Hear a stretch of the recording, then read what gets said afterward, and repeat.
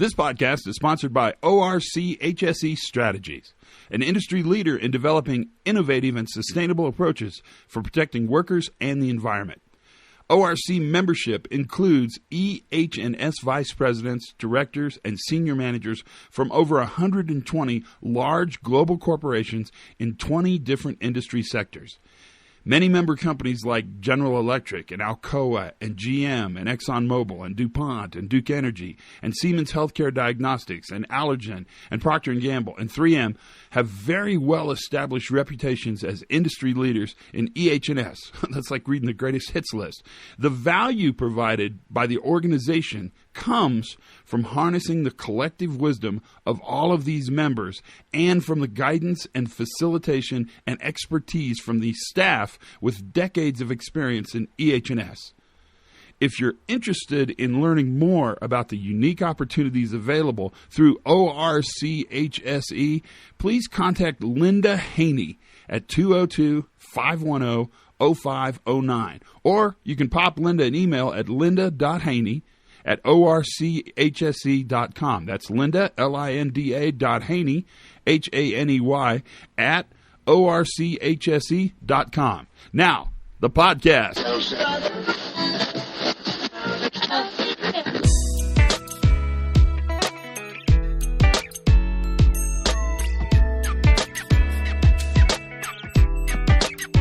Hi, everybody, and welcome to the Pre-Accident Podcast. I am your host. Well, let's see. This should go... Okay. So we're kind of deep into fall, which is my favorite time of year. You know this because I talk about it all the time in the podcast. It's the best time to be in New Mexico for a million reasons, but the least of which is not, how was that for an awkward sentence construct, the smell. New Mexico smells amazing in the fall because they roast chilies, they burn pinon. There's just a lot going on aromatically. And it's kind of fun to be here because, well, you know, it's just nice. The nights are cool, the days are warm, it's sunny and beautiful, and everything's grand. That's how it all goes. Today's podcast is kind of interesting. You're going to like it. It's a conversation. Bob Edwards led a conversation with Marcy Frazier and Terry Czar from Mississippi Lime, which is in Missouri.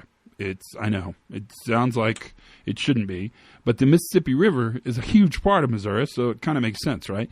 And it's a discussion really around their journey so far. So we've really kept up with Marcy and the New View journey she's been on because she's so much fun on the podcast and people love her.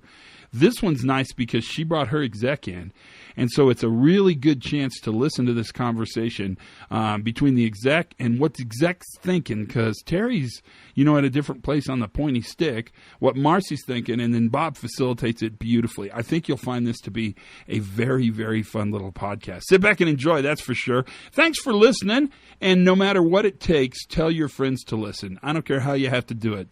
Skywriting, tattoo, what else would be good? Inside of bottle caps, that seems like a great way to advertise. Can sides. There's tons of ways to get the message out there. But the more the merrier, and we're starting to have a little impact. I'm so proud of you guys. The world's getting safer and fewer people are getting fired for dumb reasons, which is kind of why we listen anyway, right?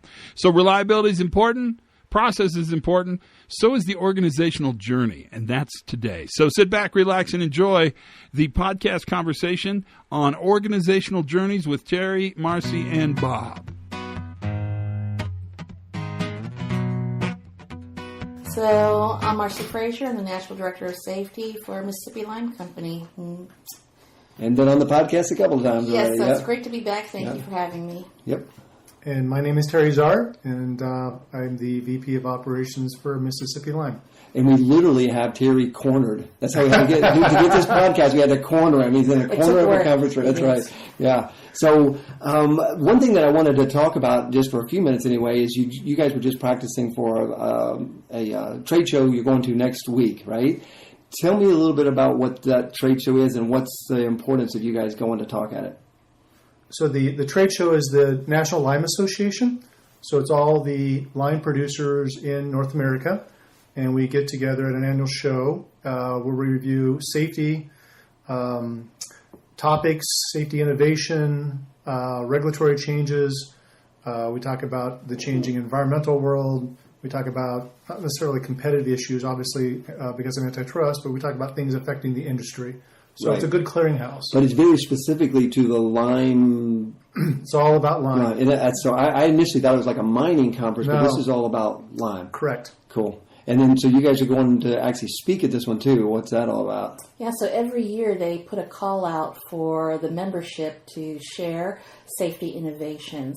So our journey on the New View was an obvious choice for us to speak on and to actually share the learning team's tool with the others so that they can get a taste of what it's like. Cool. And what I think is really cool is you're taking some of your team members from the learning team to go help do the presentation. Yeah, it's very exciting because the learning team was made up of both salaried and hourly personnel, and it's about the number one type of injury that we have in our industry, so it'll have wide application to the membership. Cool. Very cool. And I believe that our hourly going to the meeting and presenting is indirectly or maybe directly an indication of the capacity we're building in our organization.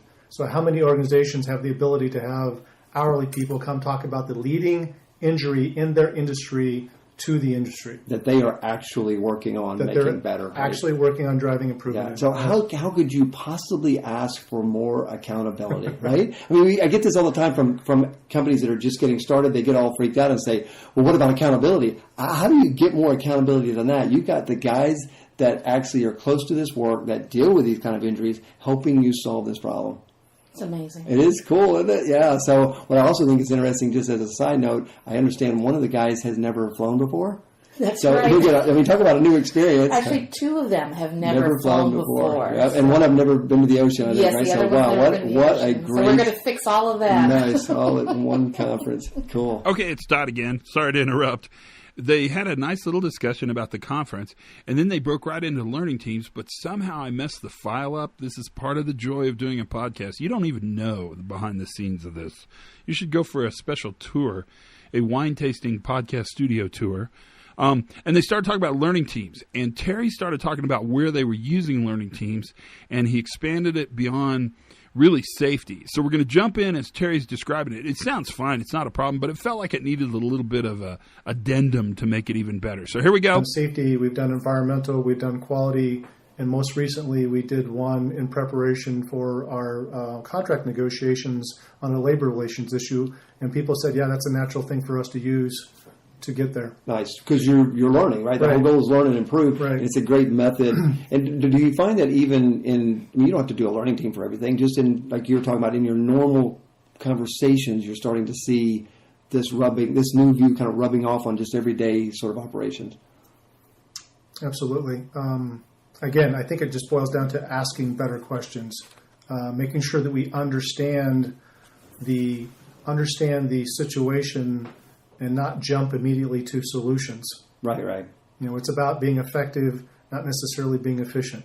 And I'm an engineer, so that's really hard for me to say. That's tough one, right? That's right, yeah. But we also, and you guys know this, I mean, I worked with a big corporation for 16 years, and we push so hard, and we have so many metrics, and it almost seems like we get so focused on the metrics that we lose sight of the fact that we have an amazing resource of brain power and commitment that our employees have in our organizations that are not just casually, they're very willing to get involved when we ask them and when we include them. They got a lot of good stuff to bring to the conversation. Yes, and so it's really been an empowering thing for the employees to participate in learning teams. And at the presentation next week, one of our hourly employees that's going, the one that hasn't seen the ocean, he actually wrote himself how he participated and found that his opinion mattered. Right. And so now he's even more engaged than he was before, helping us do some micro experimenting with PPE and he's heading that up. Yes, nice. It's fabulous. And advocating out to his coworkers there in the unit. It's just been I couldn't have imagined that it would have turned out to be as good as an effect on that employee as it has. Very cool. I think it's also, all of us are dealing with the changing workforces to the millennials. And millennials, and I know this is a broad characterization, but they want to be involved. They want to make a difference. They're looking for the greater good, not just about focused on me as an individual. And one of the nice things about this approach is it gives them an avenue to be engaged in helping drive that. And so we're seeing even a lot of our new employees, get involved. Now John has been around a bit longer, which was even more, was a bit more rewarding. But it was fun to see that. Yeah, I was. So I got to sit through your new hire training this week. So the compliance oriented kind of training, right? Yes. Which was exciting. And so it's interesting because I've done all this stuff with OSHA kind of training through the years and whatever, but MSHA is another set of thinking and rules and regulations. But I even noticed in the conversations in the training, which is, regulatory training, you have to do it, and I get all that. But even in the conversations there, I'm hearing a lot of this more about involvement, more. And you as new employees, you said it this morning, Terry, you said to the guys that are brand new, you said, you're a fresh set of eyes, question stuff. Look at when you see things that don't look right and don't seem right, ask. Don't just think you have to do it because somebody said do it. And then, Marcy, you said it earlier in the week, too. You said, I love new employees because you're a fresh set of eyes. I mean, that's unusual. Usually it's like, oh, man, we got new guys coming in. We got to get them up to speed. It's going to be a pain. But you see them as a valuable, right off the bat, a valuable asset. Yeah. I gave an example the other day of a new employee at another location who came in, questioned something. It was an obvious potential area for injury, and we changed the facility a bit and probably avoided an injury. But it was a new employee, just saying, geez, why do we do this? Yeah. Why do we do it this way? Yep. And how could we do it differently? And that was very good, very positive, very rewarding. And you're right. It's a generalization, but I do see this with a lot of the new generation coming into work. They want to matter. They want to be a part of something. And if we just say, look, I just need you to shoot that screw and plug that wire or shovel that limestone or whatever. I mean, they want more than that out of life. And we're giving them that, and we're getting back because they're giving so much back to our organizations. So what other things are as you kind of move forward, what are you kind of doing with this? You said it's more than just safety. So you're moving this into other areas, or? We've actually had, when we started this, we included environmental from the very beginning. And there's a lot more energy, maybe, so to speak, around this safety because it's kind of viewed as, it gets more status in our company. Right. But we're changing that. We're shifting that. And when you start looking now at the number of people, and we have not just safety leaders and managers, but we have supervisors and hourly people now entering incidents and leading safety and leading learning teams. We're getting that more into the environmental.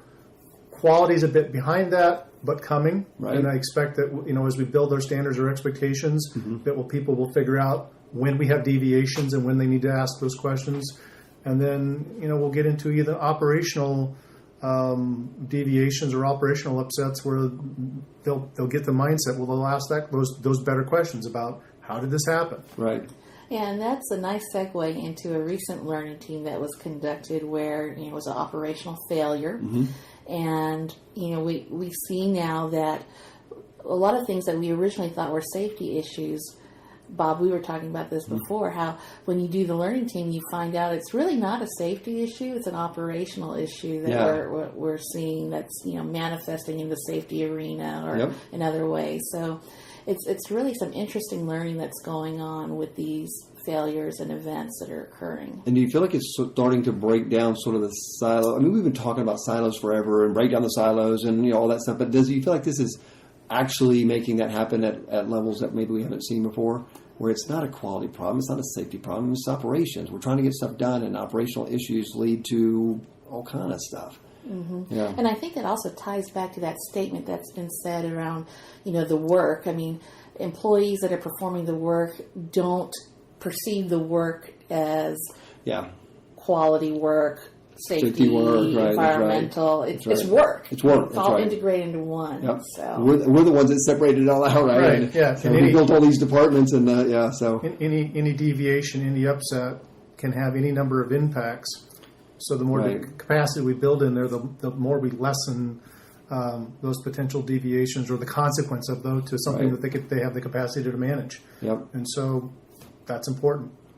I don't know that we'll have to do this a while longer. 18 months has not been enough time for people to start just thinking about work. They still think about what kind of incident that was as opposed to a deviation. But we're getting there. Yeah, yeah. And the fact that I think they were all starting, and what I think is amazing about this whole process is, think about how much all three of us knew about this whole way of thinking 4 years ago. Right. Right? Like, what is going on, right? Yes. I mean, we talk about this and see how much things have changed and how we're starting. I think we're gaining different and deeper understandings because we're doing. Right? I mean, we're actually doing this stuff. And so as we do it, we realize it's not a safety problem. We're not chasing it around like a safety problem. It's an operational, it's work. It's what we do. Mm-hmm. Yeah.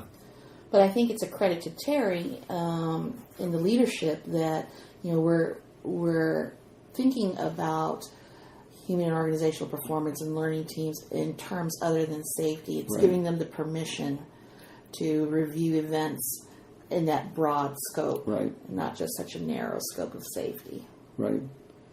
I think, yes.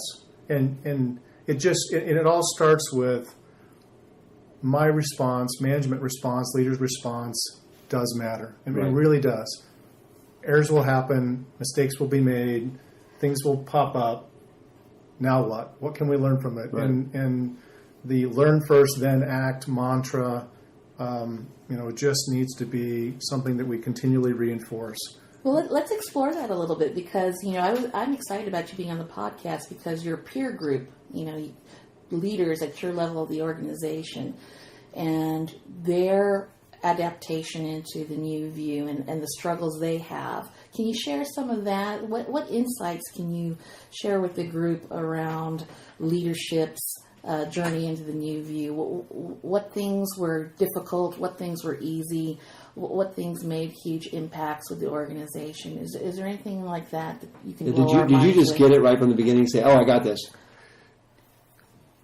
Our journey, it started with me at a prior company, and our journey started with a dissatisfaction with the ability to get better. We had plateaued, as so many companies had plateaued, and we were trying to figure out what we could do that was broader than that. And it was the interesting thing is we were together as a group of safety professionals at an annual meeting where we kind of reviewed safety performance, and we were struggling. And we said there's got to be something else. And we heard a little bit about this human performance thing, but we didn't know much. And then we got introduced to Todd, and it just, I don't want to say it just clicked, but it made sense. Right. It was not overly complex. And it was something that was easily implementable. I mean, you could go do it once you understood the basics tomorrow. And even if it was not perfect, it was good and it was progress. And so progress builds on progress, or improvement builds on improvement. And so the nice thing about the approach is just that. It's not overly complicated, and it's easy to implement, and people understand it. And you don't have to have 14 sessions with 13 paid facilitators. It's just understanding situations, people telling a story, so they can understand the situation and be a little bit patient through the process.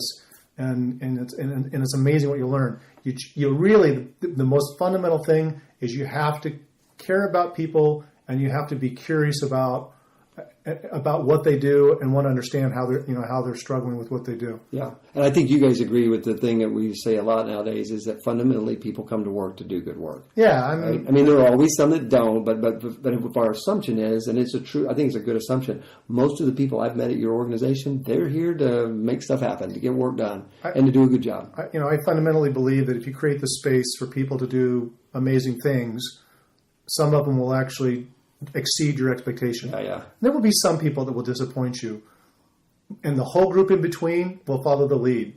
And so why would you want to create the environment or the space for some people? And we've had some great examples, and you met one of them the other day, the person that led our rail safety improvement, where we created the space for him to use his knowledge and his passion around a topic to really change the way we did that work in a way that was much more safe, that we had a lot more capacity to handle the variation you see in those kind of activity. I mean, it's one of the things that was just a great story. And what I think is cool too, you've mentioned several times, is growth and capacity.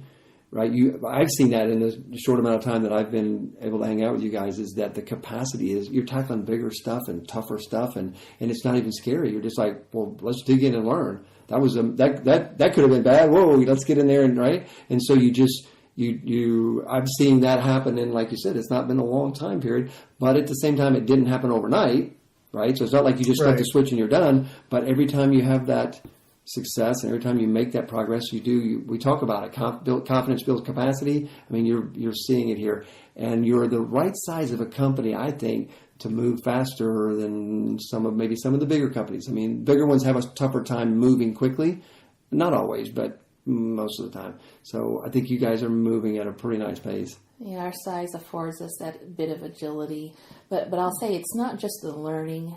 It's the follow-up the action items, because you can learn all you want, but if you don't do anything with that information, you don't really drive any improvement. Yep. So it's a credit to the organization that they follow up on those action items and actually complete them and share that and communicate that out with the rest of them, so that we know we can see evidence. Yep. That's where in my mind, this is a great process. We've got structure to support it. I mean, we have our safety organization. We've got all the people we've run. I don't even know. I'm trying to think now. Probably 10 or 15% of our workforce has been through the training for learning teams. And we've scheduled more. And we're just going to keep scheduling them until, I don't know why we would ever stop. And then we're using systems to make it easy for people to do right things, to report things and to document follow-up and make it accessible for everyone. I think you have to have all of that. Something I want to thank you guys for is that as you've gotten more interested in near misses, you didn't put a metric on it. Like, I need 9 near misses per week or whatever. I mean, oh my word. What you're looking for is, as far as I know, I haven't heard of that anyway. What I've seen is you're interested in sort of interesting near misses, good ones that you can do something with. Because if you put a metric on it, I need 9 a week, well, then you'll get this little ticky-tack stuff to fit the metric. But I think you guys value near misses as a great opportunity to learn. And we certainly do, and I'm pretty pleased to say that the ones that we do get in, I mean, we review those. I know Terry does personally, and there's not a whole lot of, I'd say, I don't think there's any fluff at all to what the data that we're getting in, and so they're meaningful and substantial, and that we're acting upon. Yeah. So that's good. I think that's really smart, because I mean, sometimes we find something nice and cool, and we're like, well, okay, we need to measure it. And I mean, everybody that listens to your podcast has heard me talk. I get, a little torqued about over too many metrics.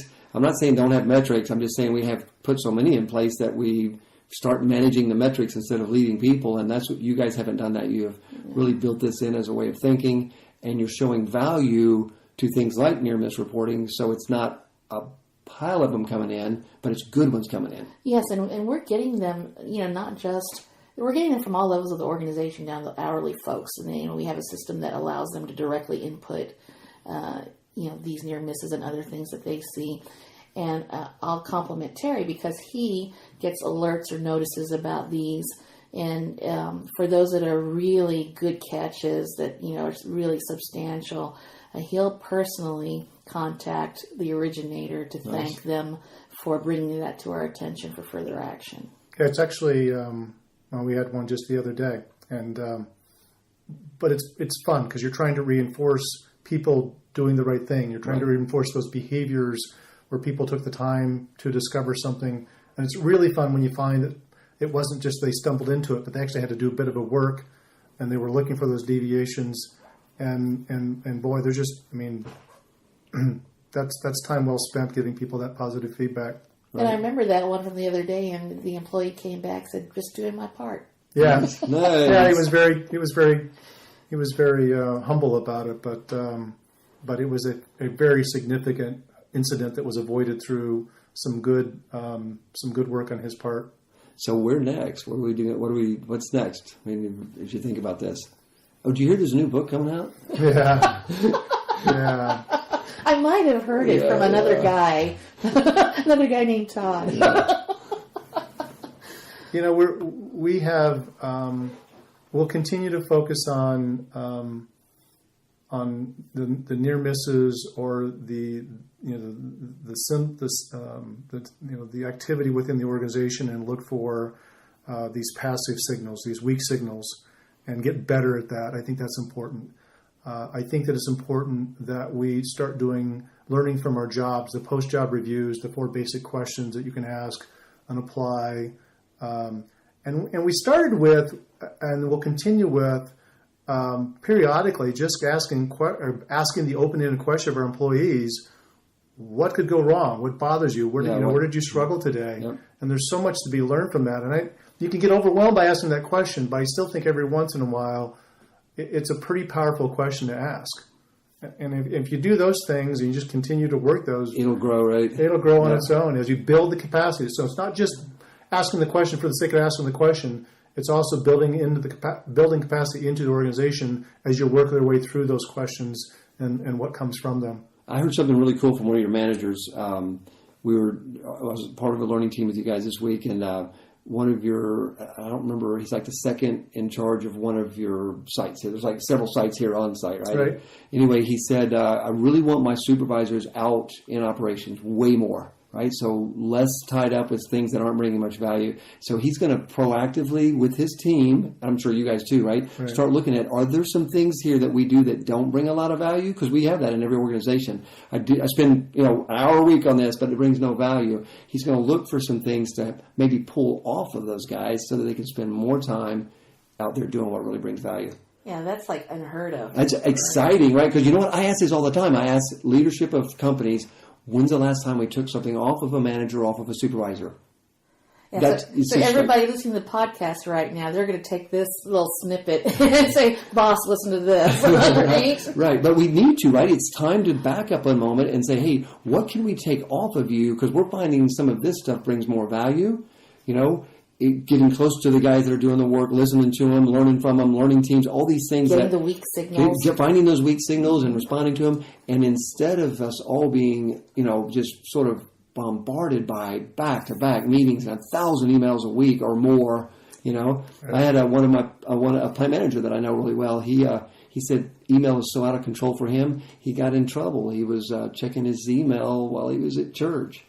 And his wife's like, put that away, you're going to hell, right? And so, but that's what's happened to this. It has consumed us. And so I'm super excited. I think the learning team that I was a part of, I can't wait to hear what all they do, but I'm really excited about that manager micro-experimenting, like you called it, right, and seeing if he can actually find some things that don't really bring much value and say, hey, let's stop that, or let's cut that in half or whatever, and let's do more of this kind of stuff. Our first line, and yes, I'm aware that our first line supervisors, we did an analysis about a year ago in terms of how they spent their time and identified a couple things that we wanted to cut out, and we're working our way through that. So we had to put some systems in place to back out some of the manual things they were doing.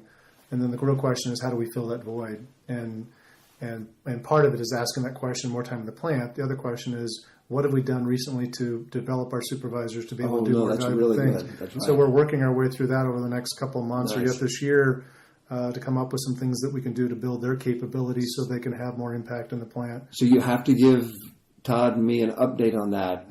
Next time we're all together, because that, it's like Marcy said, that's kind of unheard of. I mean, we just keep thinking we can pile more on top of people and they'll just get it done. But in fact, we're not getting it done very well if we're just, so this is going to be a cool experiment, and it's going to be something we should share, not just amongst your business and your organization, but we should share it on other podcasts.